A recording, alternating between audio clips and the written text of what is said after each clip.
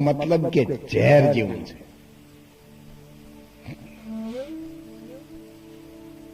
માનવ એક વખત જન્મ લીધા પછી ફરીથી જન્મ લેવાનું નથી એવું સદેહે ઘર નક્કી થાય એનું નામ માનવ. જનક રાજા દેહી હતા, સતાય વિદેહી કહેવાયા. રાજ કર્યું, સંસારમાં રહ્યા અને પરમાત્માની સાથે સમન્વય કરી અને છેલ્લી ઘડીએ સુરતા જેની પરમાત્માની સાથે મળે એનું નામ કહેવાય ભજન, એનું નામ કહેવાય સતનો સત્સંગ અને એનું નામ કહેવાય માનવ જન્મ. નહીતર પછી કોઈ માનવ, કોઈ મનખડા, કોઈ ઢોઢાને, કોઈ ઢોર, કોઈ દરબારોમાં દીપતા અને ઘણા હરિના ઘરના ચોર. આનંદા કહે પરમાનંદા, માનુષ માનુષ में ફેર. કોઈ લાખ રૂપિયા ન મળે અને કોઈ ટકાના તેર, જેની કોઈ કિંમત જ નથી એવો અગણિત માનવ દેહ મળ્યો છે. સુરનર મુનિ પ્રાર્થના કરે છે અને આ માનવ દેહમાં કિંમત કોની કરવાની છે એટલું જડી જાય તો આપણે પરમાત્માની નજીક જઈ શકીશું. દેહમાં પહેલા કોણ હતું?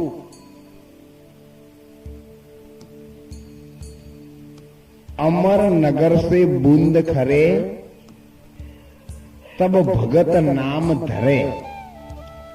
नरक वासना छोड़ीने न्यारो रहे ए अमर लोक ने वरे. बेनी एड़ा एड़ा कोई साधुड़ा मळे जेने जोईने अमारा नैण ठरे.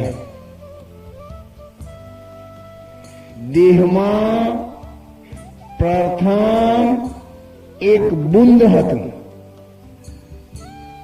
અને જન્મ થાય તે પેલો મોત નક્કી થયેલું હતું. જેદી જામા જામ્યા તેદી માપ્યા માપ. લખણ હારો લખી ગયો હાણ વ્રત લાભ और ઉપવાસ. જે દિવસે બીજ ની સ્થાપના થાય છે એ જ દિવસે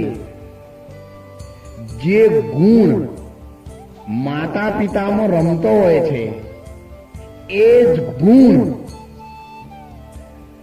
બીજની સાથે ઉતરીને આવે છે. સફેદ માણસનો રંગ હોય તો માની લેજો કે એ વખત એના માતા પિતાના સાત્વિક વિચારો છે. ગૌવર્ણનો માણસ આવે ત્યારે માની લેજો કે રજોગુણ ચાલતો હશે અને શ્યામ વર્ણ આવે ત્યારે માની લેવાનું કે માતા પિતાની અંદર તામસ પ્રકૃતિ ચાલતી છે.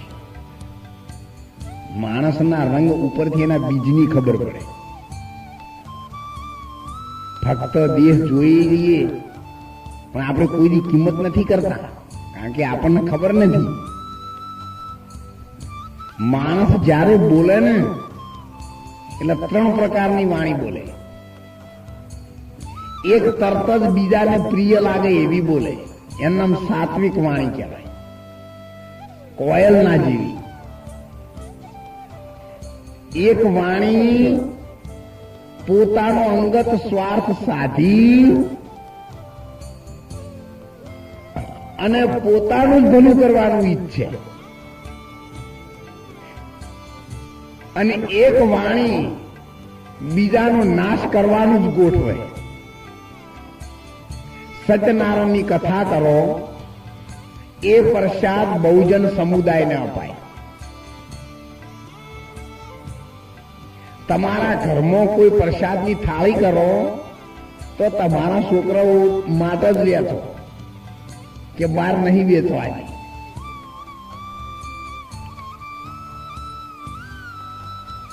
અને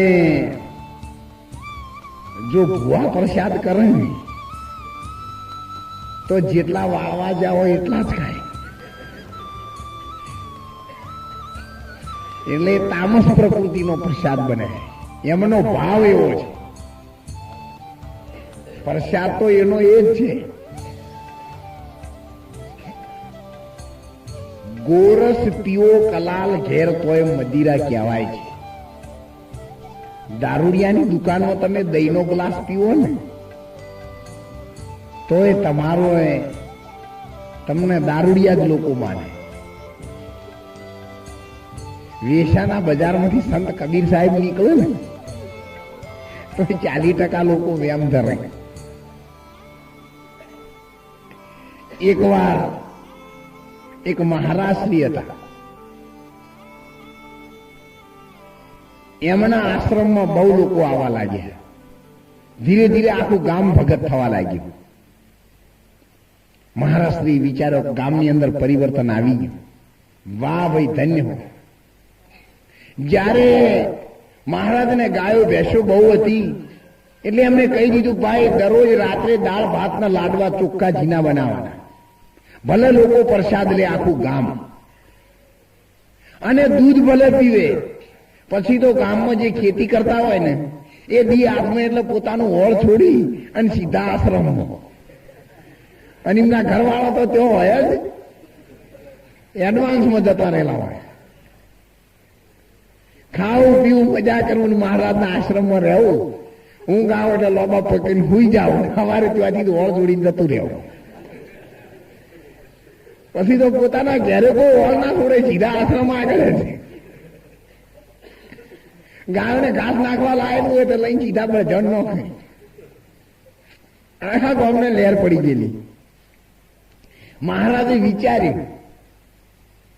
એક વાર પછી એમણે નક્કી કર્યું, ભાઈ જુઓ, આશ્રમમાં તમે જે બધા પ્રસાદ લ્યો છો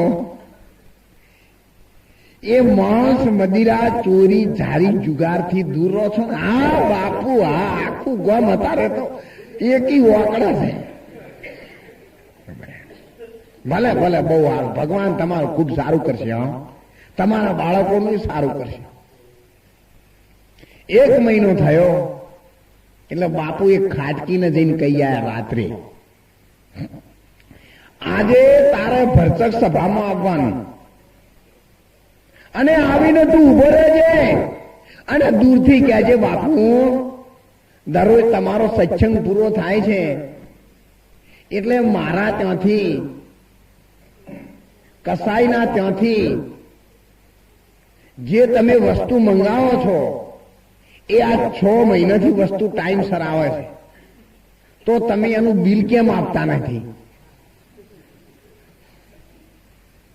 દરરોજ તમે દૂધ પાક ખાઈને મુખવાસ એનો કરો છો, ભલે તમે લાડવા જ ખાતા હોય, પણ મારા ગરીબના પૈસા તમે આલો, મારો ધંધો કેવી રીતે કરો? કસાય કે બાપજી, હું કોણ ભગવાનનો ગુનેગાર થઉં? ભગવાનના દરબારમાં હું કેવી રીતે છૂટું? અરે ભઈલા, હું કહું છું ને, તું કહેજે ને. હું કે બાપજી, મને ગોમાળા મારી નાખે તો જવાબદારી મારી, તું કહેજે. ભાઈ આવી ગયો, બરચક મેદની એક તન થઈ ગયેલો, લેરી લાગેલી. ઘણા તો ટોલું બેઠા બેઠા, ભજનથી નહીં પણ લાડવામાં ચોખ્ખું ઘી કાઢેલું,